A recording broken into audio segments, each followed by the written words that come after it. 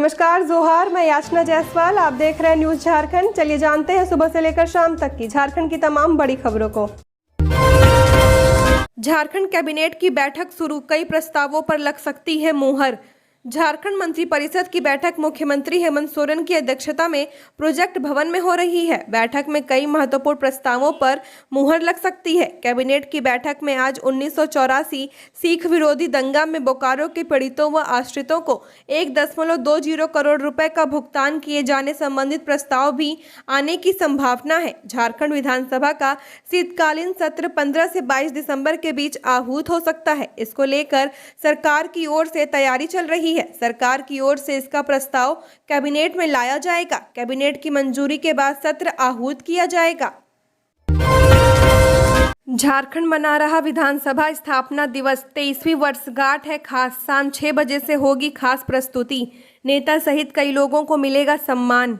झारखंड विधानसभा की 23वीं वर्षगांठ पर आज खास कार्यक्रम का आयोजन किया गया है। विधानसभा परिसर में स्थापना दिवस कार्यक्रम शुरू हो चुका है। कार्यक्रम में राज्यपाल सीपी राधाकृष्णन, मुख्यमंत्री हेमंत सोरेन, विधानसभा अध्यक्ष रविंद्रनाथ महतो सहित सरकार के तमाम मंत्री और विधायक मौजूद हैं। समारोह में राज्यपाल सीपी राधाकृष्णन व मुख्यमंत्री हेमंत सोरेन शामिल हैं। दिन के 11 बजे विधानसभा परिसर में कार्यक्रम की दीप प्रज्वलन के साथ शुरुआत हुई। समारोह में कांग्रेस से मनिका विधायक रामचंद्र सिंह को बिरसा मुंडा स्मृति उत्कृष्ट विधायक का सम्मान दिया जाना है। 23 नवंबर की शाम 6 बजे से सांस्कृतिक कार्यक्रम का आयोजन किया गया है। पार्श्व गायक जावेद अली, गजल गायक कुमार सत्यम और हास्य कलाकार रविंद्र जौनी लोगों का मनोरंजन करेंगे। हर वर्ष 22 नवंबर को झारखंड विधानसभा का स्थापना दिवस मनाया जाता रहा है। यह कार्यक्रम बेहद खास है। इस समारोह में शहीद होने वाले जवानों और पुलिसकर्मियों के परिजनों को भी सम्मानित किया जाएगा। साथ ही राज्य के खिलाड़ियों, 10वीं व 12वीं के टॉपर विद्यार्थियों, सामाजिक क्षेत्रों में बेहतर कार्य के लिए राष्ट्रपति पदक से सम्मानित लोगों व चंद्रयान 3 के मिशन में शामिल झारखंडी वैज्ञानिकों को भी सम्मान दिया जाएगा। शाम 6 बजे से सांस्कृतिक कार्यक्रम का आयोजन होगा। गायक जावेद अली, गजल गायक कुमार सत्यम और हास्य कलाकार रविंद्र जौनी कार्यक्रम में शानदार प्रस्तुति करेंगे। भाकपा माओवादी ने 22 दिसंबर को बुलाया भारत बंद। नक्सली संगठन भाकपा माओवादियों ने आगामी 22 दिसंबर को भारत बंद की घोषणा की है। बता दें कि भाकपा माओवादी नक्सली संगठन केंद्रीय कमेटी ने दिसंबर की 22 तारीख को भारत बंद का आह्वान किया है। बंद सुरक्षा बलों के कार्यवाही के विरोध में बुलाया गया है। हालांकि 22 दिसंबर को आह्वान किए गए भारत बंद में एम्बुलेंस और इमरजेंसी सेवाओं को इससे मुक्त रखा गया है। दरअसल नक्सलियों ने अपने खिलाफ चल रही पुलिस की कार्यवाही के विरोध में भारत बंद का ऐलान किया है। भाकपा माओवादियों के केंद्रीय कमेटी के प्रवक्ता अभय के द्वारा पत्र जारी कर भारत बंद का ऐलान किया गया है। प्रवक्ता अभय के अनुसार नक्सली 16 से 22 दिसंबर तक देशव्यापी भ्रष्टाचार आंदोलन अभियान चलाया जाएगा और 22 दिसंबर को भारत बंद किया जाएगा।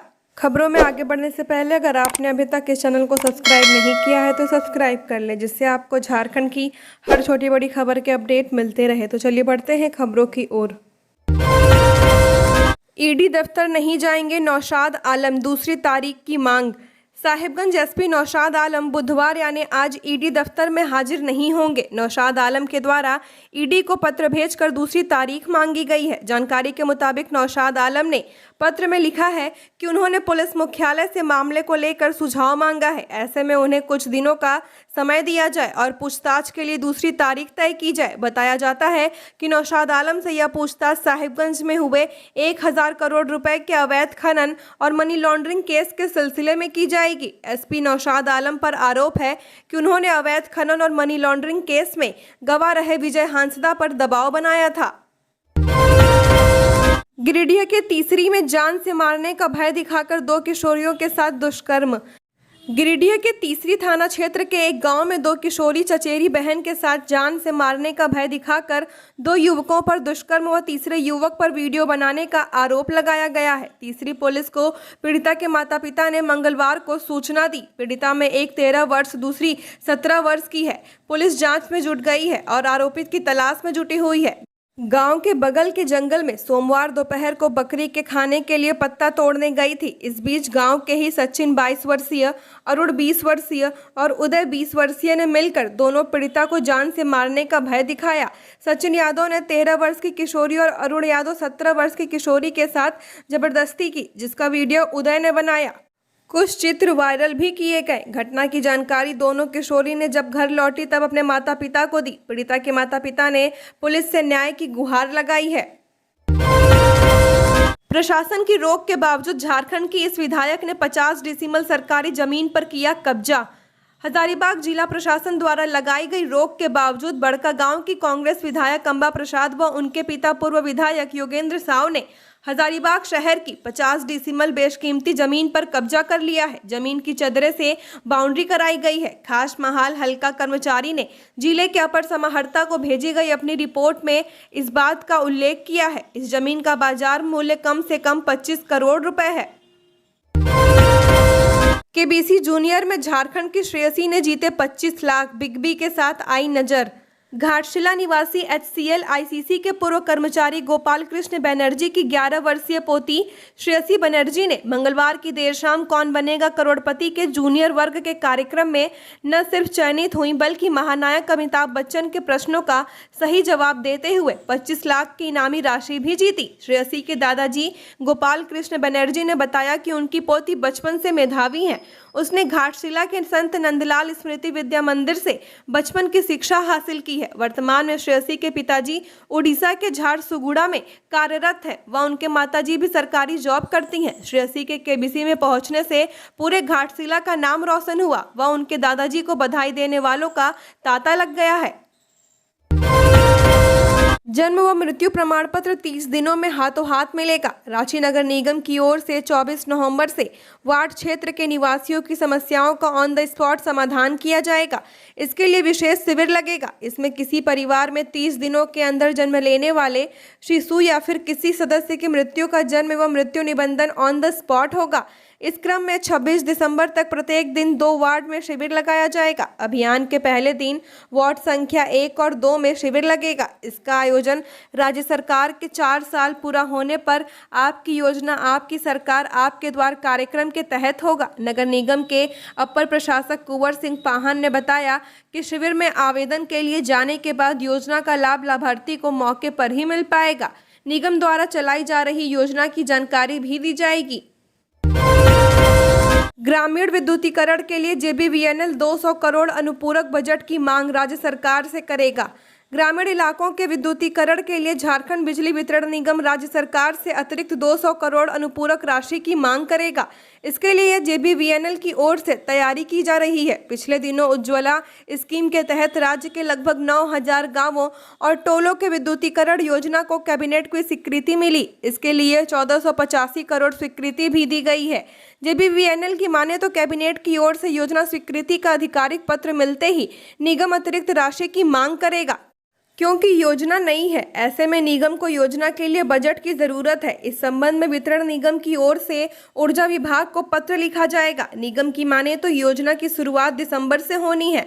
इसके पहले निगम ऊर्जा विभाग से अतिरिक्त सब्सिडी की मांग संबंधित पत्र देगा, जिससे राशि की स्वीकृति मिल सके। योजना के तहत राज्य सरकार की ओर से 1485.39 करोड़ रुपए की स्वीकृति दी गई है, जिसमें केंद्र सरकार की ओर से राज्य को 172 करोड़ की राशि दी जाएगी। वहीं राज्य सरकार इस पर 1312 करोड़ रुपए खर्च करेगी।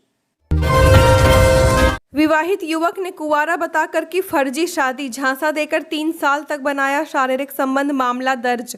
पलामू में एक शादीशुदा युवक ने खुद को कुंवारा बताकर और रेलवे में नौकरी करने का झांसा देकर एक युवती के साथ फर्जी शादी की। इसके बाद उसका करीब 3 साल तक शारीरिक शोषण करता रहा।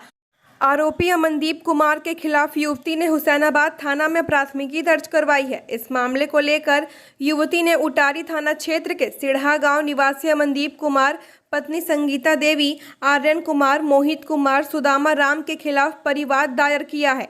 युवती ने आरोप लगाया है कि करीब 3 साल पहले कॉलेज जाने के क्रम में अमनदीप कुमार से उसकी मुलाकात हुई थी। इस मुलाकात के दौरान उससे अच्छी जान पहचान हो गई। अमनदीप ने उससे बताया था कि वह रेलवे में नौकरी करता है और अब तक कुंवारा है। इसके बाद उसने अपने प्रेम जाल में फंसाया और कई बार शारीरिक संबंध स्थापित किया। क्या झारखंड में हो पाएगा बाबा बागेश्वर धीरेन्द्र शास्त्री का कार्यक्रम? असमंजस में पड़ा प्रशासन। बागेश्वर प्रमुख धीरेन्द्र शास्त्री का धनबाद जिले के चिटाही धाम स्थित रामराज मंदिर में 3 दिनों का प्रवचन कार्यक्रम होना है। 2 से 4 दिसंबर तक के कार्यक्रम को लेकर चिहाटा धाम राम मंदिर प्रबंधन तथा बागमारा विधायक ढूलू महतो ने प्रशासन से अनुमति मांगी है। अब तक जिला प्रशासन ने कार्यक्रम की अनुमति नहीं दी है। कार्यक्रम को लेकर अब भी प्रशासन मंथन कर रहा है। बरोरा थाना प्रभारी ने अपनी रिपोर्ट में लिखा है कि विधि व्यवस्था की समस्या हो सकती है। कार्यक्रम स्थल जाने वाला रास्ता संकीर्ण है, भारी भीड़ होने की संभावना है। इस पर अनुमंडल पदाधिकारी उदय रजक ने एसएसपी को पत्र लिखकर मंतव्य की मांग की है। सूत्रों के अनुसार एसएसपी ने एसडीएम को उचित माध्यम से मंतव्य मांगने को कहा है। उत्तरकाशी टनल में फंसे 2 श्रमिकों के 2 भाइयों ने ओरमांझी हादसे में गंवाई जान। गांव में मातम। चुटुपालू घाटी में मंगलवार को हुए भीषण सड़क हादसे में 4 लोगों की दर्दनाक मौत हो गई। इस हादसे में एक परिवार के जख्म को दोगुना कर दिया है। दरअसल इस परिवार के जिन 2 भाइयों की ओरमांझी सड़क हादसे में मौत हुई है, उसी परिवार के 2 और भाई उत्तरकाशी के सिलक्यारा निर्माणाधीन टनल में पिछले 10 दिनों से फंसे हुए हैं। रेस्क्यू ऑपरेशन जारी है। वे कब निकाले जाएंगे, इसकी कोई स्पष्ट जानकारी नहीं है। टनल में 2 भाइयों के फंसने से पहले से ही तनाव में चल रहा परिवार अब 2 भाइयों की मौत से टूट गया है। जमशेदपुर में बवाल। NH 33 पर सड़क हादसे में किसान की मौत। ग्रामीणों ने टायर जलाकर किया प्रदर्शन। उचित मुआवजे की मांग। जमशेदपुर के मानगो से घाटशिला की ओर जाने वाली NH 33 पर भिलाई पहाड़ी के पास ट्रेलर की चपेट में आने से किसान चरण बेसरा की मौत हो गई है। घटना के बाद ग्रामीणों ने मुआवजे की मांग को लेकर सड़क जाम कर दिया। जगह जगह टायर जलाकर प्रदर्शन किया, जिससे NH पर लंबा जाम लग गया। NH 33 के दोनों तरफ घंटों आवागमन बाधित रहा। घटना की जानकारी पर MGM थाना की पुलिस मौके पर पहुंची। ग्रामीणों से वार्तालाप किया, लेकिन उचित मुआवजा बिना ग्रामीणों ने जाम हटाने से इनकार कर दिया है। शव उठाने से भी इनकार कर दिया। छात्रवृत्ति की राशि में एकरूपता नहीं। सामान्य बच्चों को 1500, अन्य को मिलता है 4500। राज्य के सरकारी स्कूलों में पढ़ने वाले विद्यार्थियों को मिलने वाली छात्रवृत्ति की राशि में एकरूपता नहीं है। स्कूलों में पढ़ने वाले सभी वर्ग के विद्यार्थियों को सरकार द्वारा छात्रवृत्ति दी जाती है। सामान्य वर्ग के विद्यार्थियों को स्कूली शिक्षा एवं साक्षरता विभाग द्वारा एवं अन्य वर्ग के विद्यार्थियों को कल्याण विभाग द्वारा छात्रवृत्ति की राशि दी जाती है। राज्य में पहले सामान्य वर्ग के विद्यार्थियों को छात्रवृत्ति देने का प्रावधान नहीं था। राज्य सरकार द्वारा मुख्यमंत्री विशेष छात्रवृत्ति योजना शुरू की। इसके तहत वैसे सभी विद्यार्थी को छात्रवृत्ति दी जाती है जिन्हें अन्य किसी योजना के तहत छात्रवृत्ति नहीं मिलती है। उक्त योजना जब शुरू की गई तो इसके तहत कल्याण विभाग द्वारा निर्धारित राशि के अनुरूप ही सामान्य वर्ग के बच्चों को छात्रवृत्ति दी जाती थी। पिछले वर्ष कल्याण विभाग द्वारा छात्रवृत्ति राशि में वृद्धि की गई, पर शिक्षा विभाग द्वारा अब तक राशि में वृद्धि नहीं की गई है। इस कारण पिछले वर्ष से सरकारी स्कूलों में पढ़ने वाले सामान्य वर्ग के बच्चों को अन्य वर्ग की तुलना में कम छात्रवृत्ति मिलती है। एटीएम से चोरी की कोशिश कर रहा था शख्स, ग्रामीणों ने रंगे हाथ दबोचकर पुलिस के हवाले किया। तोपचाची थाना क्षेत्र सुभाष चौक पर HDFC बैंक के एटीएम में चोरी करते एक चोर को ग्रामीणों ने रंगे हाथ पकड़ लिया। मंगलवार देर रात को जब चोर के पकड़े जाने की बात लोगों को मालूम चली तो मौके पर भीड़ जुट गई। इसके बाद ग्रामीणों ने चोर की सूचना स्थानीय पुलिस को दी और चोर को उनके हवाले कर दिया। जानकारी के अनुसार तोपचाची सुभाष चौक स्थित HDFC बैंक एटीएम में कोई सुरक्षा गार्ड नहीं रहता है। इसी एटीएम में चोरी करने को लेकर चोर सुबह से घात लगाए हुए थे। इसके लिए उन्होंने अपनी कार को GT रोड पर ही थोड़ी देर पर रोक कर खड़ा किया हुआ था। जैसे ही रात हुई, मोहम्मद बिलाल एटीएम के पास आया और मशीन से छेड़छाड़ करने लगा। इस दौरान पास में ही रहने वाले एक व्यक्ति की नजर उस पर पड़ गई और उसने बिलाल को रंगे हाथ पकड़ लिया। नई सिटी बसों के लिए शहर में बनेंगे 3 डिपो। रांची नगर निगम द्वारा शहर में सार्वजनिक परिवहन के लिए यात्री बस बढ़ाने की तैयारी चल रही है। निगम की ओर से निविदा के जरिए 240 बसों की खरीदारी की प्रक्रिया चल रही है। इसी क्रम में खरीद के बाद बसों को शहर के 2 बस अड्डे समेत 3 स्थान पर अलग से रखने की कवायद भी चल रही है। निगम प्रशासक की ओर से नए बस डिपो के लिए अपने स्तर से प्राक्कलन तैयार कर प्रस्ताव पर प्रशासनिक स्वीकृति और राशि आवंटन के लिए नगर विकास एवं आवास विभाग को भेजा गया है। बस डिपो के निर्माण पर 8,33,36,000 रुपए खर्च किए जाएंगे। विभाग को भेजे गए प्रस्ताव में रातू रोड के नागा बाबा खटाल परिसर में 3.07 करोड़ रुपए, खादगड़ा अंतर्राज्यीय बस टर्मिनल में नए बस डिपो के लिए 2.68 करोड़ और ITI बस स्टैंड परिसर में 2.57 करोड़ रुपए की लागत आएगी। सरायकेला में रेलवे ट्रैक के पास मिला वृद्ध व्यक्ति का शव। सरायकेला जिले के आमदा प्रखंड क्षेत्र में बुधवार रेलवे ट्रैक के पास एक अज्ञात वृद्ध व्यक्ति का शव बरामद हुआ है। सूचना मिलने के बाद पुलिस घटना स्थल पर पहुंची और शव को पोस्टमार्टम के लिए भेज दिया। चुनाव के लिए झामुमो ने कसी कमर, सीएम हेमंत सोरेन ने किया ये ऐलान।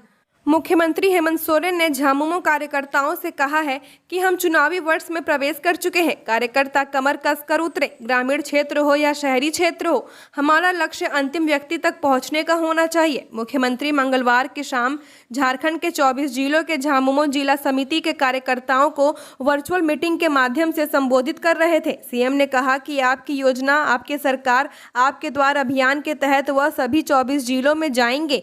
कार्यकर्ताओं का यह दायित्व होना चाहिए कि एक एक व्यक्ति को सरकार की योजनाओं का लाभ मिले। कार्यकर्ता लोगों को योजना का लाभ दिलाने में सहयोग करें। उन्हें पंचायतों व प्रखंडों में आयोजित होने वाले कैंप में सहायता करें ताकि वे सरकारी योजनाओं का समुचित लाभ ले सकें।